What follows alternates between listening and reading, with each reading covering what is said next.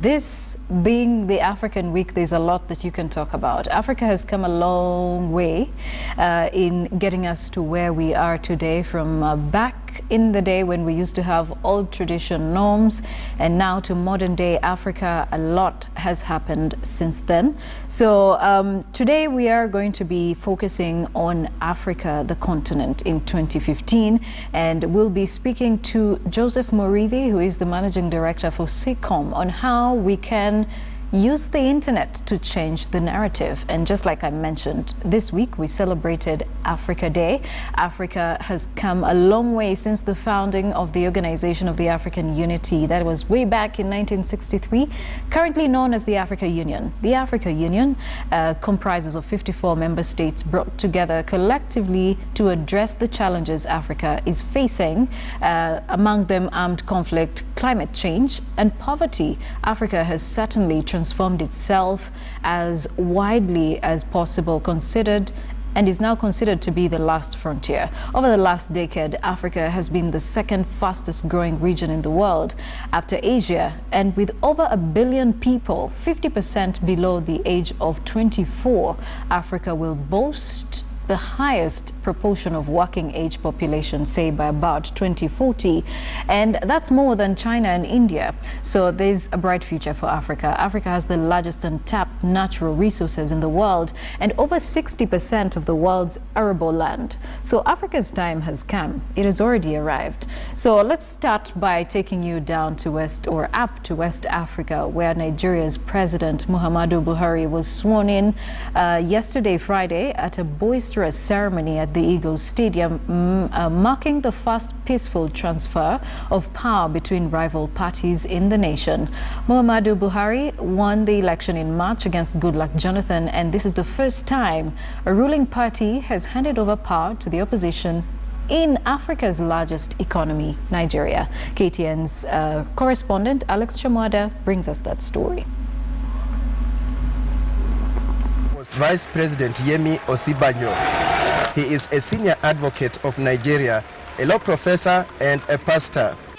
It's a new dawn. The climax was the swearing in of General Buhari as the 15th president of Nigeria, the first time an incumbent was handing over power to a victor from the opposition in Nigeria's history. And that I will devote myself to the service and well-being of the people of Nigeria. So help me God.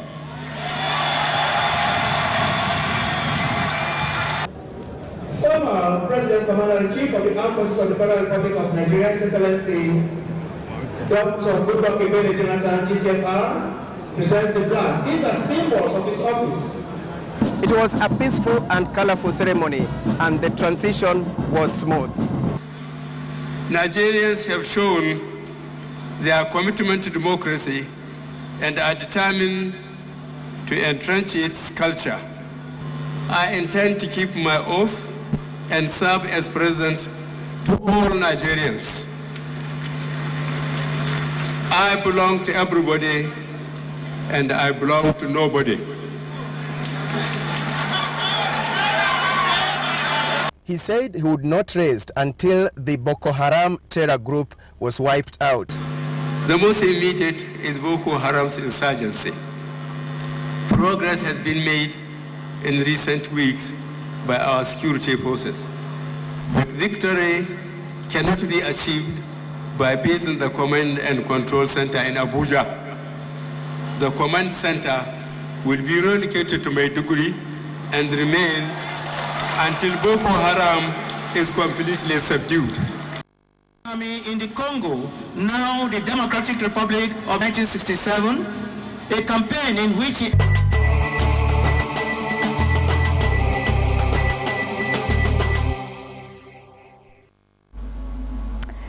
Thank you, Alex. And of course, he is joining me now live from Nigeria's capital, Abuja.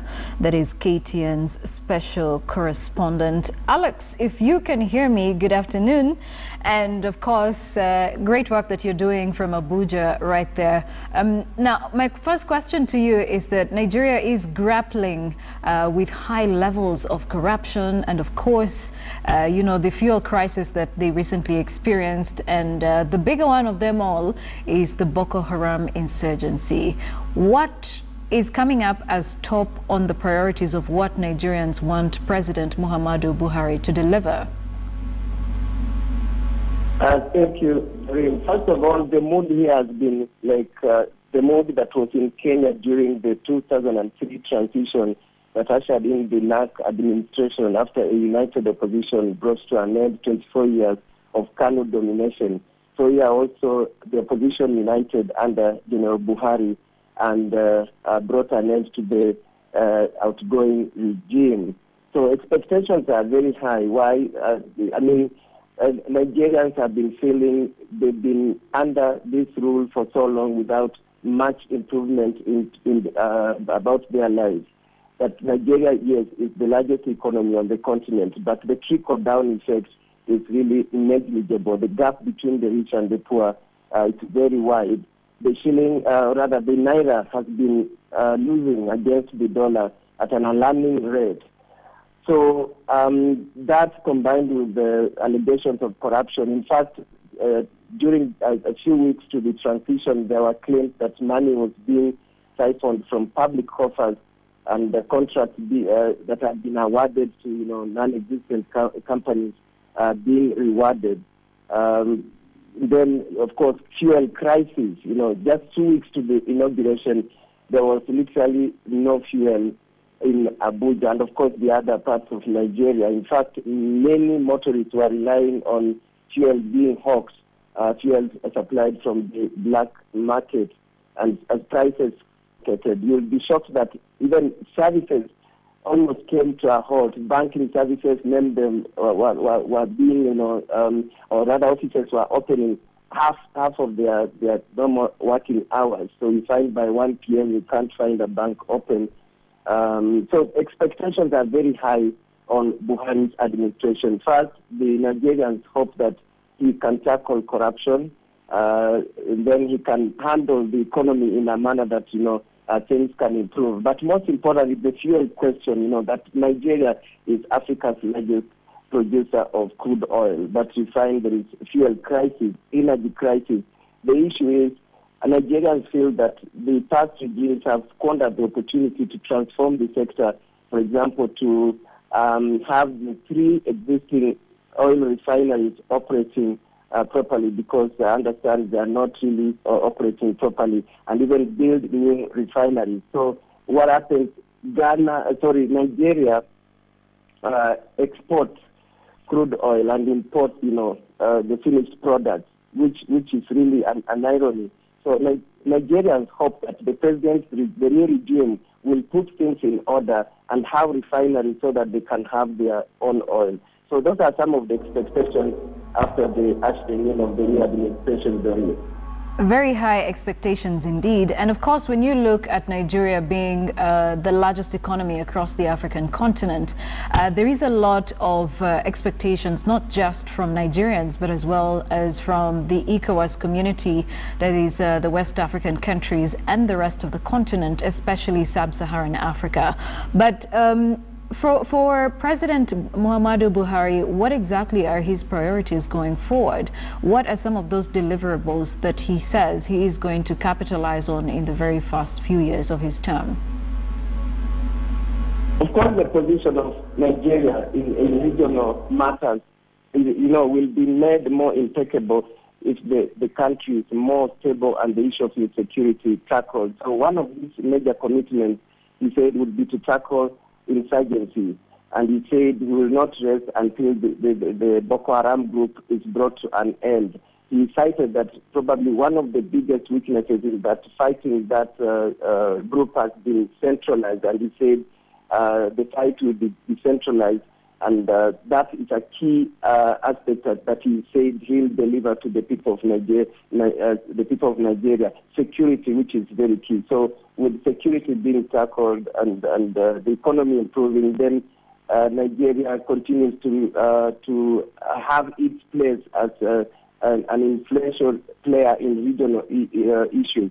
And of course, having conducted a democratic election, having shown the way on a continent where elections are normally chaotic, especially even in the West African region. So this was a model democracy, so that this could have a trickle-down effect to the other countries. So the world, yes, as you said, is really watching keenly Muhammadu's steps and how he'll manage the economy. But there are those who fear that expectations may be too high. It's easier to promise than deliver. And again, his administration came because of a united opposition. So the challenge is can he maintain that group as a united alliance that will rule this country. But there are those who say, yes, if he has what it takes. He's proved in the past he's incorruptible, and he will gain from his past experience and steer this nation to another level. He said, of course, the world had contributed a lot in making sure that all goes well in Nigeria. All goes well in Nigeria, indeed. Thanks a lot, Alex. We do appreciate that. That is Alex Chamwada, our special correspondent, speaking to us live from the capital of Nigeria, Abuja. And, well, away from that, there is an old African proverb that says, unless the lion has his own storyteller, the hunter will always have the best part of the story. Africa needs to tell its own story, and it is about time that Africans tell their own story of Africa rising. And it is no more secret that Africa is fast becoming more significant in the global landscape. Even the highly regarded Economist magazine had to acknowledge its folly when it initially referred to Africa as the hopeless continent on the 13th of May, the year 2000. On the 3rd of March 2013, that same magazine referred to Africa rising, the hopeful continent, on its front cover. That means that Africa has enjoyed over 2 decades of uninterrupted growth, and since 1992, sub-Saharan Africa has grown steadily, and even as the world went into recession post the financial crisis in 2008, Africa continued to grow. The growth in Africa has been driven partly by commodity prices and a host of other factors. But now, of course, how exactly do we use the internet to change Africa's narrative? I spoke earlier to Joseph Murithi, who is the managing director for SECOM Eastern Africa.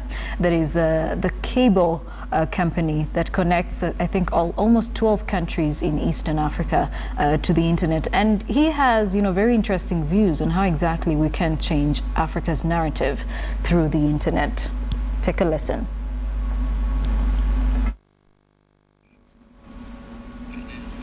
On the platform today, we are going to be speaking to Joseph Murithi, who is the country manager for SECOM.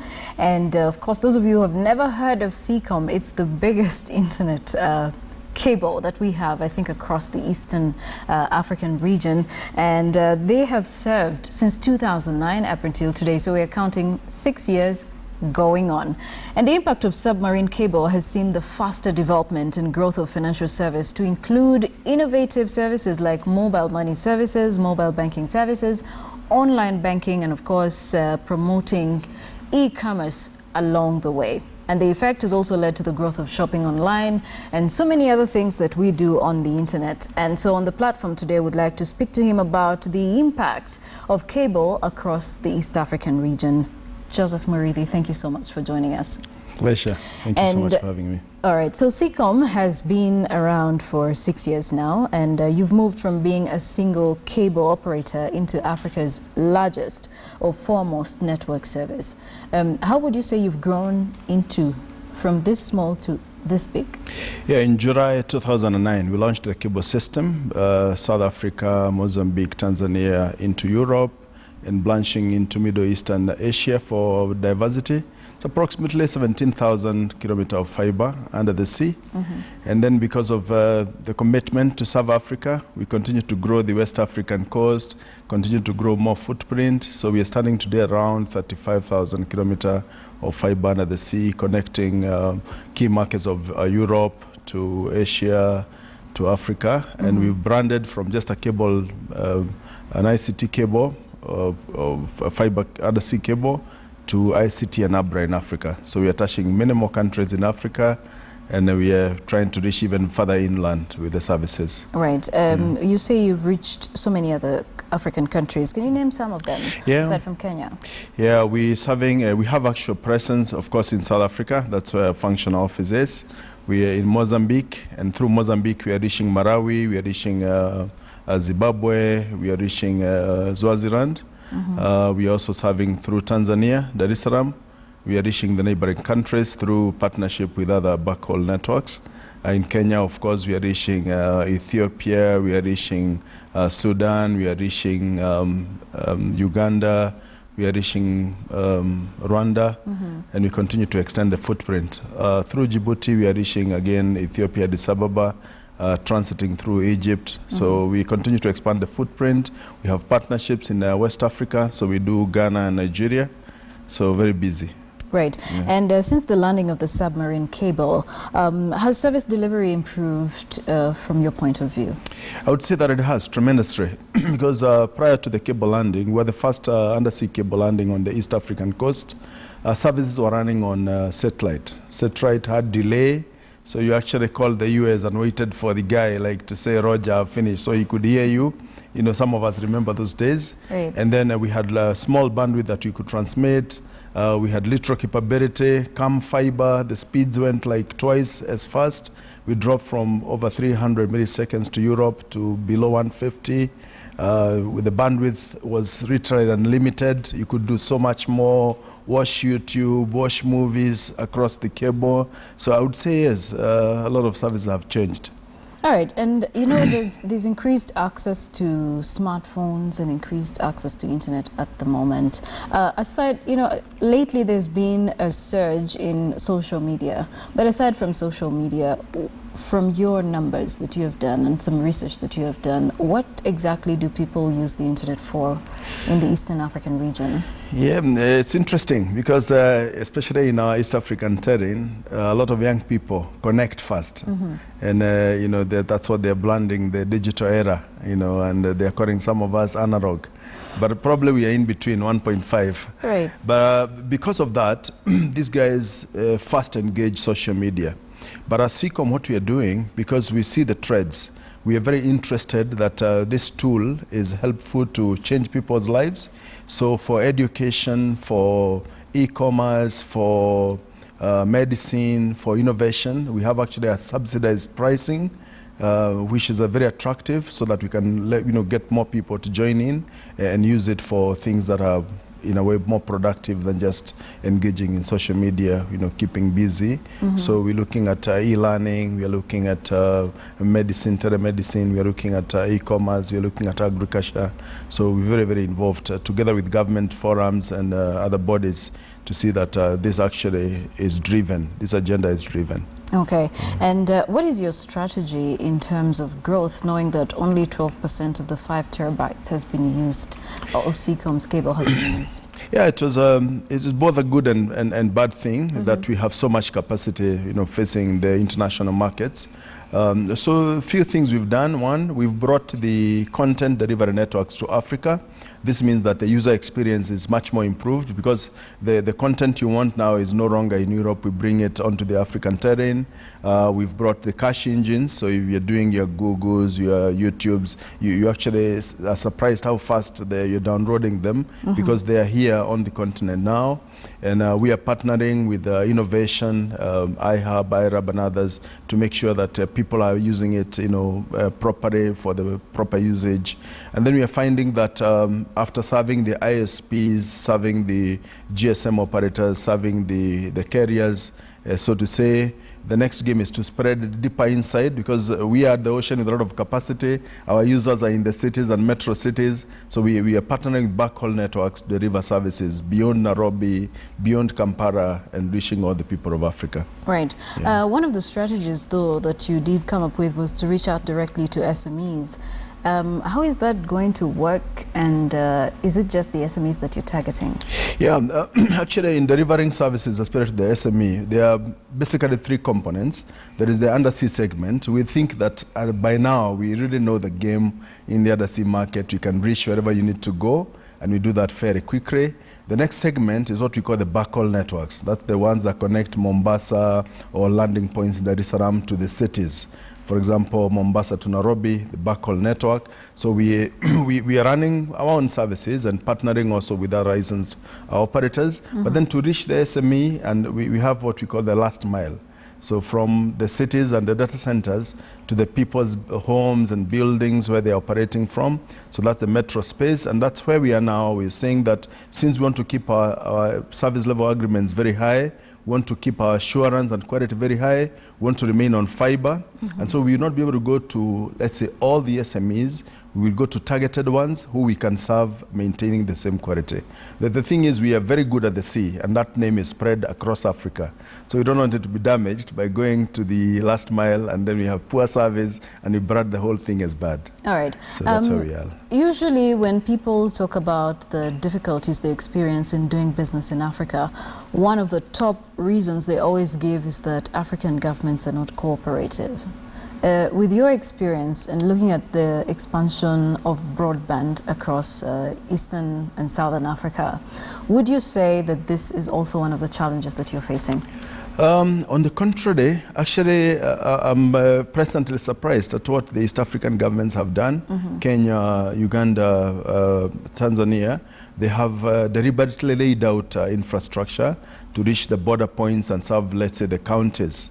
And they spend money. You know, the case of Kenya, more than $70 million spent to do the North B, 4,500 kilometers of fiber. So the governments have done something, and basically also what is driving it is the fact that once the broadband services are out there, there is growth in GDP. So it's both also in the interest of government to spread the broadband. So I would say that the East African governments have noticed this. What, however, you may have a challenge with is how those cables are operated, how you access them, how you keep them up. You know, the maintenance of the same, that might be a challenge, but the governments are committed. You know, Kenya is doing the smart city in Konza, so we see government commitment, and we see the ICT policies, and you know, the heads of government coming together saying this is the way to go. Right. So, content development across board has been a challenge. From Egypt, you know, you come down to Central Africa, so. Down south to South Africa, content development has always been a challenge. What do you recommend that we do to improve on this? Yeah, this has been a serious issue. Again, in SECOM, what we've done, we have paired with the local networks, the exchange points, so that we can try and keep African stories African. You know, if you want to talk to someone in South Africa, before you used to go to Europe, come back down. Now we have networks that allow you to go directly, experience is better.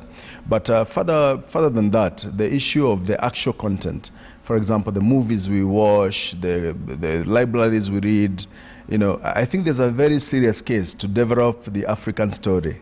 I want to see how people in Western Kenya make the fish. How do they do their fishing?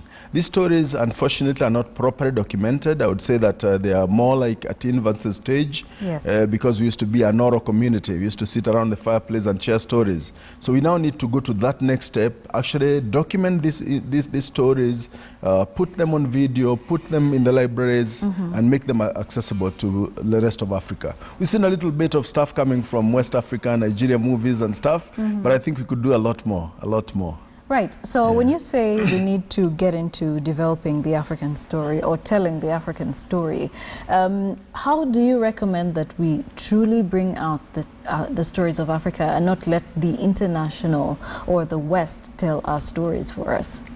Yeah, that has been an interesting story. If you see books written about Africa from the West, the context, the relevance sometimes is not there. But the African telling an African story, there is passion, he's connecting, he knows the people, he knows the places. You know, recently I attended a book launch and there was a lot of excitement. The guy was saying, for the first time, I'll read a book written by someone I know.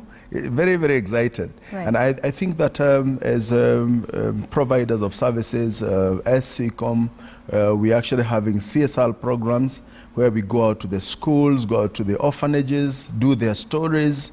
We need to do the documentaries, tell people what we are doing from an African perspective. And I think that's why your show is a great show, talks about Africa and what we can do. Well, thank you. But knowing that we have a young population, let's just look at the 146 million people across East Africa.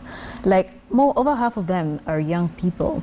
Most of them feed on international content. How do we change the narrative? Yeah, very interesting. That story for me is very passionate because I have teenage guys in the house. Right. And, you know, half the time they are on international stuff. I tell them, but there is something here in Africa. They tell me that the quality is poor. They tell me the story is not as attractive. They tell me that their friends are not connecting to it. So I think we need to start teaching early. We need to make the African story a proud story. You know, I grew up, let's say, on football from Germany, football made in Germany. But there is also football made in Nairobi and Mathare and other places. So I think we focus deliberately when they are young to what Africa has to offer, and not just the bad stories, because we also read a lot about hunger in Ethiopia, fighting in DRC, fighting in... we need to change deliberately, go to a positive story, talk about the people of Africa who ate well, who knew how to, like the Maasais, how they live with their cattle, they eat the red meat and they're still healthy, they stay outdoor. We bring these positive stories, add it to our people, then they become attractive. But if we feed them, you know, when they're growing up on the West, then when they're teenage and they have access to the broadband, then their minds also will be thinking West. Right. So I think we have a real case there. Interesting. Going forward, what is CECOM's strategy? CECOM, like I mentioned, we have a lot of bandwidth. We're excited about partnering with African people to bring the internet here, to bring broadband. So what we are doing going forward is reaching out so that we can have more and more people joining in, experiencing broadband.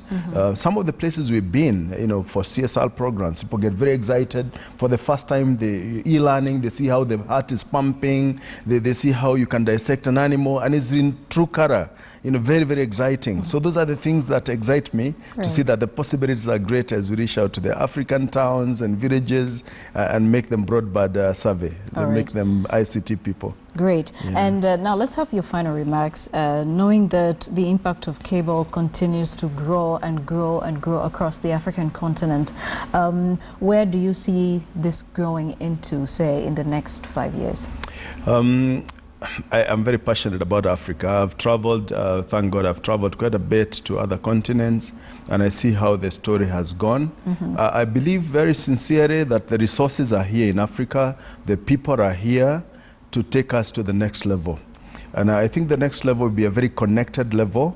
We'll be able to talk to each other across the continents. Probably a time is coming when we'll be able to travel, you know, on probably one visa across, on maybe one currency, talking one language. I don't know, maybe there's a case for Kiswahili, I'm not sure. I'm not the proper proponent for that, but I see more Africa coming together. And I see that in the near future, it will be more affordable to make bandwidth available to the people in the villages. You know, when I grew up, I watched factual films. It was once a month. That's the only contact I had with the real outside world. But I think now my kids have an opportunity to connect to people in Egypt, connect to people in South Africa, attend the same classes, you know, even though they are geographically in different places. So those possibilities are now real, and I think there's going to be a big boost here in Africa because penetration is still very, very low. And we see the possibilities are great. Are we going to see more affordable internet across board? Yeah, actually, there are two things to balance here. There's a price issue and the quality issue. So even now, there is affordable internet. Maybe the quality is degraded. But what as SECOM we want to do is continue giving very high quality and very affordable internet. So we have seen from 2009 the prices changing drastically. When we came in 2009, an MB of capacity was retailing at $3,000. Immediately in that same year, it went to $500. We are now standing at around $200 and coming down. So we do see that the trend is moving in that direction. But I would just like to comment that the pricing may not be the greatest thing. You need to also experience the real quality of the service you're buying. Right. But the story is great. Great. Yeah. Well, thank you so much. We do appreciate the time taken to speak to us here on Africa Speaks. It's such an honor to have you, and wish you all the best. Thank you. All right. That was Joseph Muridhi, who is the country manager for SECOM, telling us about the impact of cable across not just East Africa, but across the African continent. And of course, the major point is that we need to tell our own story and change the narrative and stop being fed on Western content, so we can tell our own story that we believe and can associate with and say is true. My name is Joy Doreen Bira. Thank you for watching. Thank you. Thank you.